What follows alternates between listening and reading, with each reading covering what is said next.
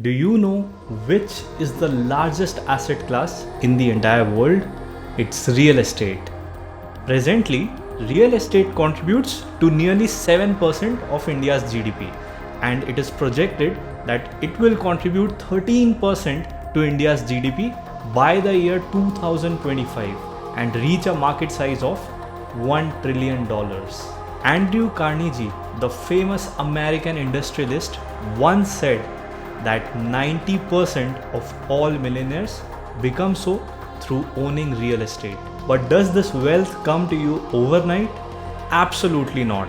Real estate is mostly a game of low liquidity and high capital. If you really want to make good returns out of real estate, you need to stay invested for a longer period of time. Also, you need to have the mindset that the liquidation of the asset may take some time. In today's video, we will be discussing about how the real estate sector in India is performing and what are 3 ways in which you can personally invest your money in the real estate to make some decent returns. Hi everyone, my name is Harsh Srivastav. On this channel, I throw light on topics such as real estate, cryptocurrencies, shares, debentures, insurance, and much more. So if you are new here, do smash that subscribe button and click on the bell icon so you don't miss out on any of my future videos.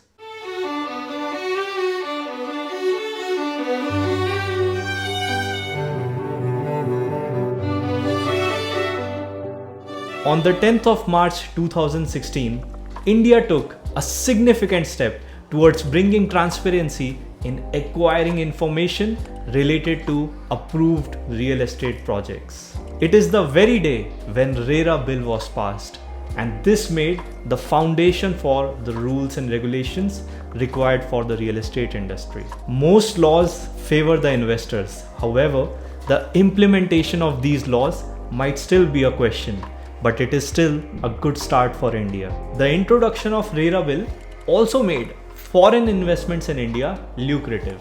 No wonder companies like Blackstone are India's largest corporate landlords. They have a realty portfolio of more than 125 million square feet, and the investments done by Blackstone account for almost $20 billion. Today, there is a great demand for commercial real estate in India. Co-working spaces, IT parks, space for data centers, and even warehousing for e-commerce is on the rise. Also, with the increase in migration of people from rural areas to urban areas, there has been a significant rise in the demand for rental properties. The top 3 cities where the rental yield for residential real estate is more than 3% are Kolkata, Bangalore, and Hyderabad.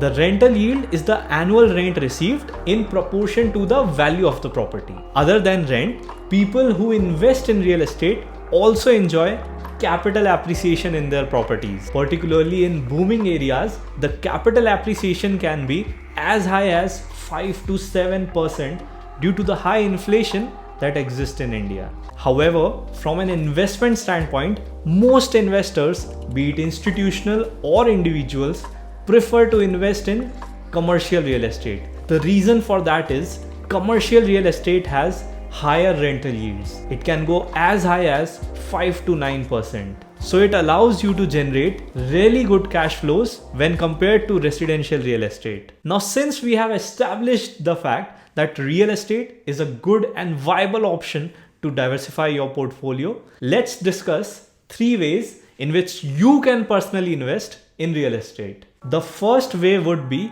owning commercial real estate such as a shop, an office space, or a plot for warehousing facilities. The investment in this case would require huge upfront capital. So if you are loaded, you definitely have this option to exercise. If you want to save time in searching for tenants, you can also appoint real estate agents who do all the work for you, from searching a tenant to doing all the documentational formalities. But some of you may say, Harsh, commercial properties are a little expensive and I don't have the money to invest in them.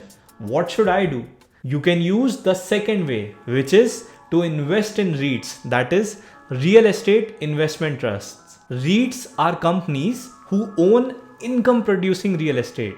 How they operate is they lease the properties to other corporations and entities, and in return they get rent out of it. Also, 90% of this rent received is distributed to the shareholders every year in the form of dividends. You can buy the shares of these REITs just like a stock, and so there is no requirement for a lot of capital, and you can also make profit by selling the investment. Some of the REITs that are listed in India are Mindspace REIT, Brookfield REIT and Embassy REIT. Now, one of the points that you need to keep in mind is that REITs are quite popular and mature in the West. However, they are comparatively new to India. To give you a perspective, these are the years when REITs started in India. Embassy REIT in 2017, Brookfield REIT in 2019 and Mindspace REIT in 2020. Now let's come to the third way, which is operating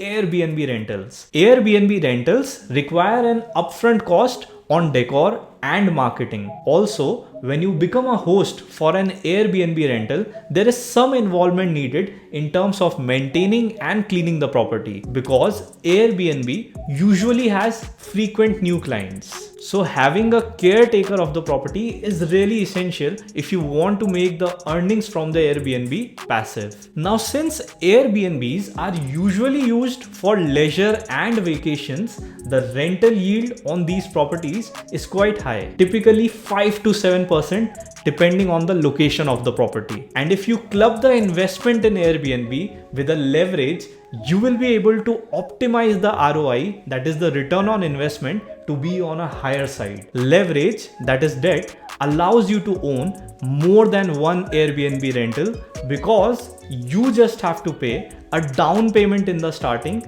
and the future EMIs are actually met by the positive cash flows from the Airbnb rental. And even if the cash flows are not positive in the initial years, you will see that with time the EMIs remain the same, but the amount of rent keeps on increasing. So there will be definitely a time when the cash flows will become positive. I'll make a separate video explaining how you can use leverage to increase your net worth using real estate. So these were the 3 ways you could make some stable returns from the real estate in the form of rent and capital appreciation. Hope you enjoyed my content. Watch my video on what is CIBIL score and how you can improve it to get debt from banks in order to aid you in investing in real estate. Like the video, smash the subscribe button and stay tuned for my next video.